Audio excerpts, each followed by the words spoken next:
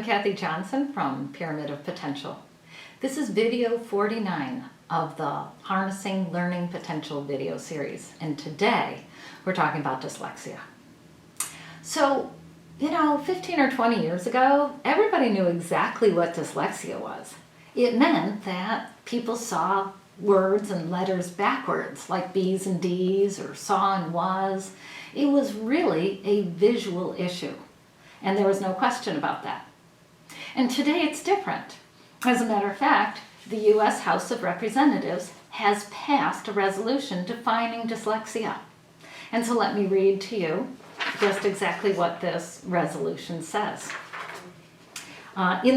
Mostly this resolution was to garner attention for dyslexia throughout the states. But like I said, in here is a definition. Whereas, defined as an unexpected difficulty in reading in an individual who has the intelligence to be a much better reader, dyslexia reflects a difficulty in getting to the individual sounds of spoken language, which typically impacts speaking, reading, spelling, and often learning a second language. And that's it. And so that may sound pretty good, okay, but let's drill in. It says, yes, the individual has the intelligence of being a much better reader. Okay, that's good. No, we kind of get that. But then it says it reflects a difficulty in getting to the individual's sounds. Well, a person who is deaf has difficulty in getting to the individual sounds. And so unfortunately, according to this definition, deaf people would be considered dyslexic. Well, that's a little ridiculous, and so you might agree with me that this isn't the best definition either. Okay, so in the first definition it was visual issues, in the second definition it was auditory issues, period. And so instead, dyslexia really has to do with all aspects of reading. So let's take a look at what the International Dyslexia Association says that dyslexia is. So the problems displayed by individuals with dyslexia involve difficulties in acquiring and using written language. It's a myth that individuals with dyslexia read backwards, although spelling can look quite jumbled at times because students have problems remembering letter symbols for sounds and forming memories for words.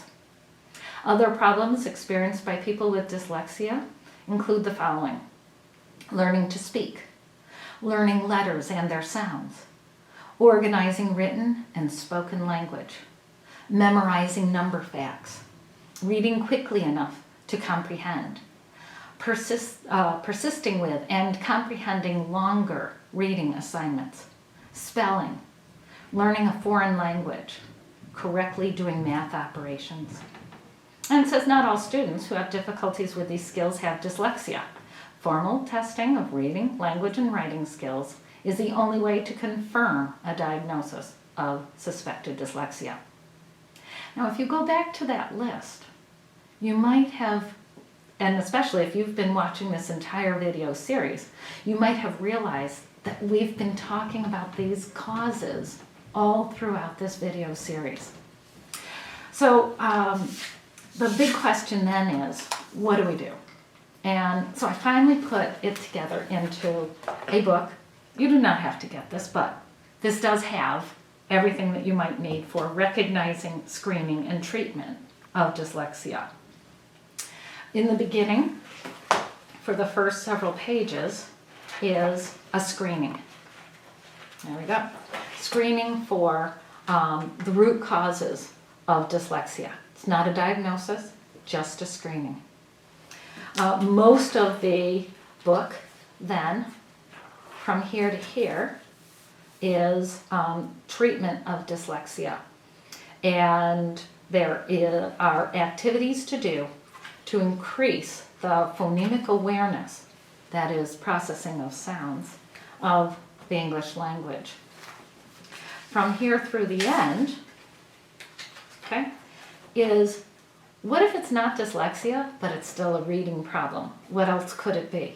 And so some screenings for that.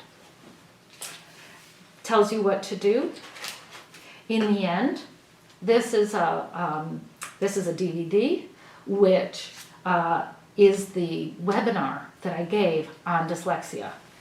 Tells you what you need to know, and all the rest of this are the support materials. On the other side is a copy of Maintaining Brains. So dyslexia is not something that does have to be a problem lifelong. How can I say that? Because of neuroplasticity. The brain is plastic. That means that we can change the brain throughout life. Okay? That means there's always hope. So even though you might read that, oh, someone who has dyslexia is going to have dyslexia their entire life, however that says, if you say that, you are actually denying that neuroplasticity exists. But I've seen it, we've worked with that, it can happen. A dyslexic person can read as well and as fast as someone else once we work with the underlying problems. So there's some more things on the next slide to tell you what you can do for dyslexia.